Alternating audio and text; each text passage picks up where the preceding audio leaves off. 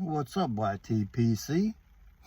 Uncle Willie coming to you this Sunday from the Mobile Lounge.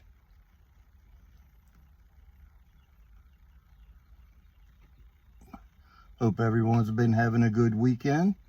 Hope you rounded off Sunday with a nice pipe of some sort, or a cigar, or whatever it is you choose.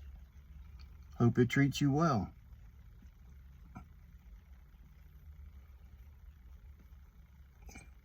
I had a cigar earlier after breakfast. I made a big old breakfast this morning. I baked bacon. I got this tray that's not perforated, but it's ribbed. So the bacon grease just goes around. It's got a reservoir all the way around. So it takes up the whole tray in the oven. It'll hold 10 pieces of bacon, thick cut sliced bacon. We use Wright's brand. Man, that stuff is good.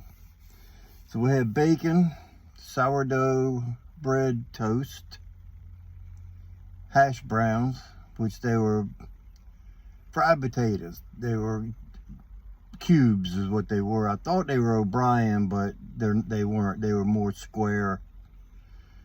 And eggs, over easy. Mine were semi-sunny side up. A semi-sunny side up is when you cook it, and once the white is almost set, you flip it for just like 30 seconds and then take it out. That way it's not fully cooked. Still got the nice components of the egg to be sopped up with the bread. I put mine over top of the hash browns. We'll call them hash brown. I forgot after breakfast, I realized we had grits. So next week we'll have grits and taters and eggs and bacon and maybe sausage and toast, and then some loaded orange juice loaded with pulp. It was so thick you almost had to chew it. Man, breakfast was good. So I had a cigar after breakfast, and I went in and I took care of all the dishes and everything, because the one bacon pan that I got, like I was telling you, it takes 10 minutes to wash that thing up. It don't fit in the sink, so you got to hold it under the water and turn it and wash it and turn it and rinse it, and just a pain in the butt. Glad it's only once a week that I do that.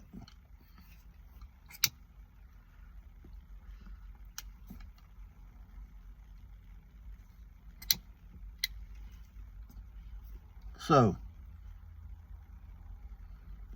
now I am smoking my Yacono Flamingo.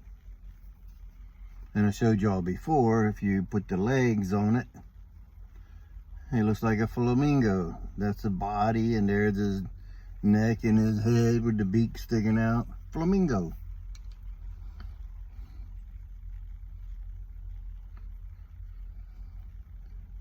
In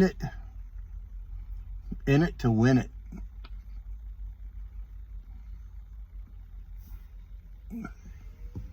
I have some Peter Heinrich Dark Strong. Now, this is from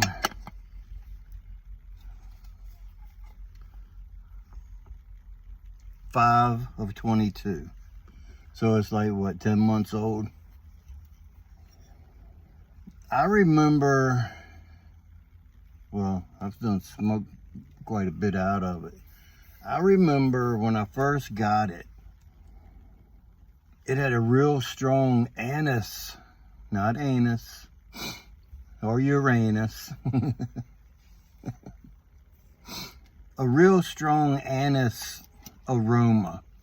And now most of the flakes are broken up, but you got,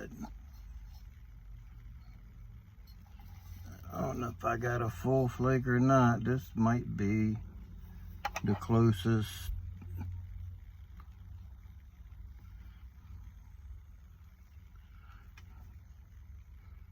There's light and dark. I don't detect the anise in it like I did when I first opened it. What is it, May? Back in May when I started smoking out of it. It had, like I say, a real strong anise. Licorice is what anise is, if you're wondering. So it doesn't have that, but it still has a very pleasant aroma in the tin. Room note may be tolerable. I can't tell because I'm smoking it. If I come in behind somebody, I'd be able to you know, detect more of what the room note would be. But I'm gonna say it's probably tolerable. Burns kind of cool. This pipe is burning a little wet. I've had to stick a cleaner in there twice now. I've got not quite a third of the bowl finished up, and it gurgled twice. I don't know if it's because of this pipe or if it's the tobacco, but nonetheless, I've had to stick a cleaner in there twice so far. And of course, it went out with me jabbering. So I went on Smoking Pipes and pulled up theirs, which is out of stock, but I pulled up their description of what it says on Smoking Pipes. And I just wrote down some of what it says, and it says aged cakes of red Virginia and fire cured dark Kentucky. I detect no dark fire Kentucky in April or now. Now, Ozark Hillbilly Part 2, whatever happened to him, I don't know. I hope everything's okay with him. He was smoking the crap out of this then, and he was talking about how it was reminded him of the Orlick Dark Strong and how the Kentuckys were strong in it and everything. I didn't get that. And I've never had the Orlick Dark Strong, so I couldn't compare those two together. I wouldn't even be able to know the difference in them. Because like I said, I never had the Orlick. So that gives this a rich, naturally spicy taste. Semi-spicy from what I'm getting today. Semi-spicy. No pepper or anything like that, but it's a spiciness. It says not for neophytes, so neophytes need not apply. It says it's got an old-fashioned taste, and then the last thing on their list, it says good outdoors. So I guess it would be good to take a lunt. If you like that word. I know some people don't like the word lunt. But to smoke it outdoors. Well, guess what? I'm outdoors. I'm in my vehicle, but I'm outdoors. So it's good, yeah. So now if you remember what I just read, I'm going to read you the tin description now. A strong dark mixture of full-bodied black Cavendish with its typical roasted aroma. And naturally sweet Virginias pressed into a flake. The addition of plum aroma added a fruity note. I don't detect any fruit in it. I don't think it's sweet. I don't get a plum aroma I don't get a fruit aroma, dark fruit. A lot of people put their nose in a tin and say, I smell, it's like dark fruit. What are, like plum. And that's what this is typical of, plum. And it's not strong plum, in my opinion. It's not a dark strong by no means. To me, it does not live up to its name.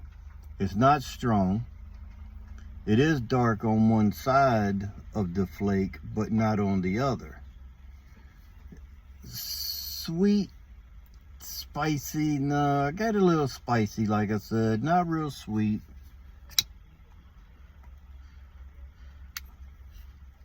But the Virginias are typical. They get that crust built up on the top that you usually have to break it up so you can get the fire to go down through it again for it to get going, for, you know, if you don't smoke it all the way up through the first time that you get it lit. My neighbor. But I don't get the dark strong. I don't get the Kentucky from it that they say is in it.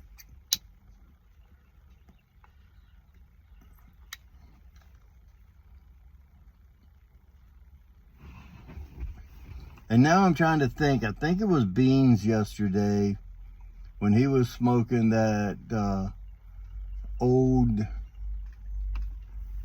1792 flake. I think he said it reminded him of this a little bit. I don't get the resemblance, but I haven't smoked any 1792 from 2011 either. So in my defense, I can't compare because I just don't know.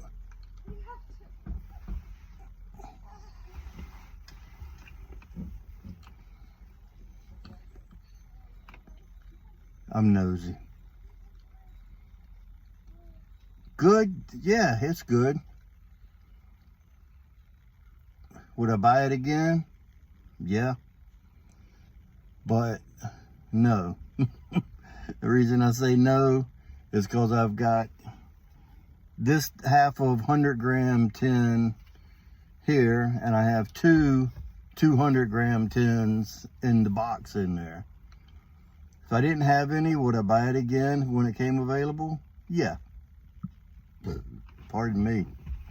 I might even just buy a 100-gram tin when it comes available to compare to see if I do notice any dark fired in it, since I didn't detect any in this.